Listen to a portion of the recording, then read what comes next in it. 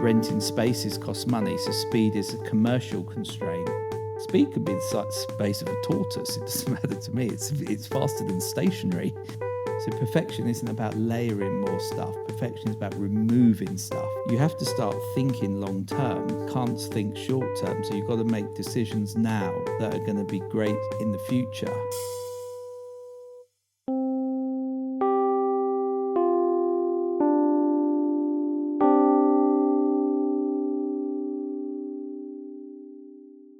Architecture traditionally moves incredibly slowly, or it doesn't move at all. It's static.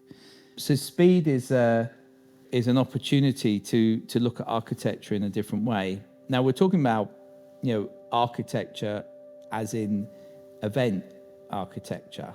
Deployment constraints on an event are very high. Renting spaces costs money, so speed is a commercial constraint. How do we make better faster? And this is for me what fast architecture is.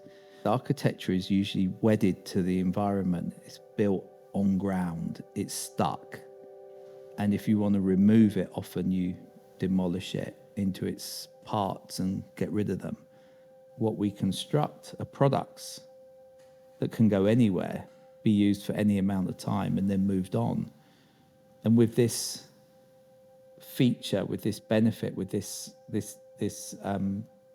cultural, can be a cultural shift in how we see stuff, how we do things. And events have naturally done that. And for us, working with premium brands, challenging how we take their brand into a place, into an architectural space in a field, has allowed us to challenge our design to create a narrative that allows us to deliver that, but opens up the door with that speed to many, many more opportunities. So you will find that I cycle back into fast architecture over and over again.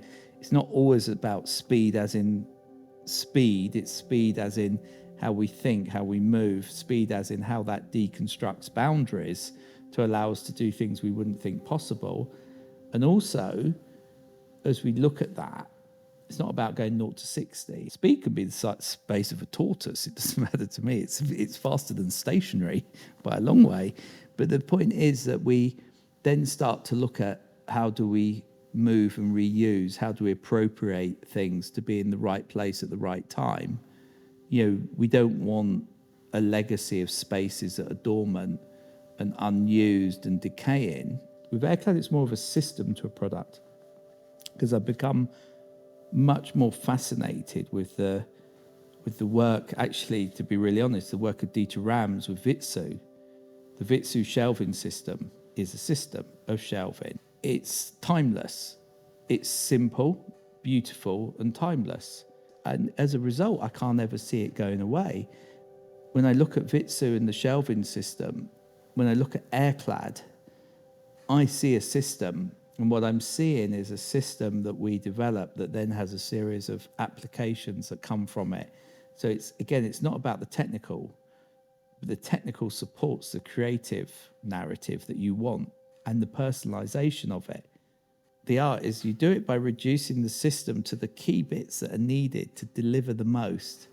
So you've got to really take away as much as possible. So perfection isn't about layering more stuff. Perfection is about removing stuff. And I think that's where my head is with Airclad on one level with the system, is like we remove as much as possible to create the purest system.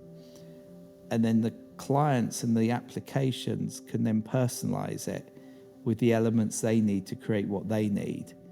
And if you get that balance right and you don't have a very shouty product, you have a product that's there to be seen when needed and looks beautiful when seen, but is also there as a backdrop to make other amazing things happen. I think you there start to stand in that territory of longevity. And you need that if you really want to build a long-term sustainable product. You have to start thinking long-term.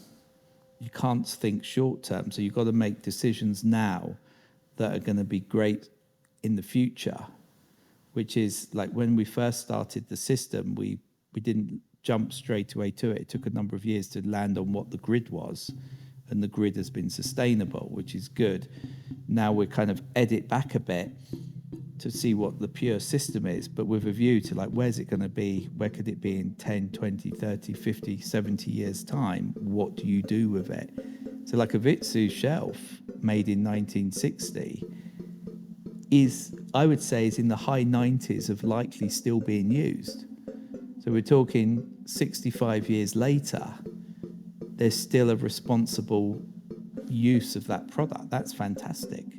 Not many products can claim that, and that's the territory that we need to be, we need to be looking at, because that's where you start to create very, very, very interesting solutions that will keep going for a long period of time,